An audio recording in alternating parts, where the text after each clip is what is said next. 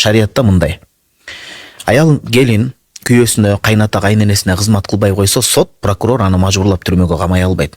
Күйөө өкмөр чечишип бул дүйнөдө бүтүргүлө дейт. Бирок диянатан Кудайдын астында. Муну биздин жаштар жакшы уксун.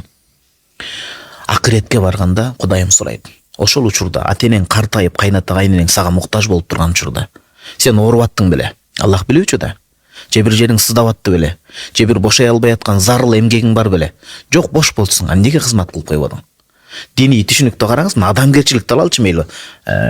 Адамдар, кээ бир адамдар чочутпай үркүтпөй. Көчөдөгү жат картайган, улайган адамга жакшылык кылсак бизге сооп берилеби, берилбейби? Логика ой жүгүртсөк сооп берилет. Хадис бар.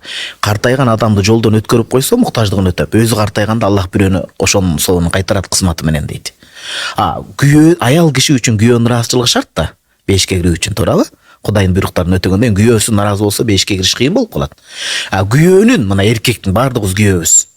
Эң ыраазы кыла турган иш бул ата-энесинин көңүлүн алса деген нерсе да.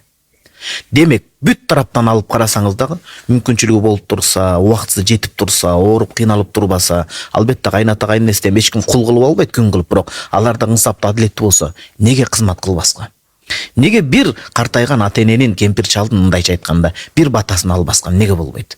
Бул эпчилдик, бул жөнөкөйлүк, баягы иши кылган иши дигиге пайда болгон менен үйрөнгөнүңүз өзүңүзгө деп шакирт устага бергендегидей эле кайната кайненесине кызмат кылгандан эч бир утулуш жок.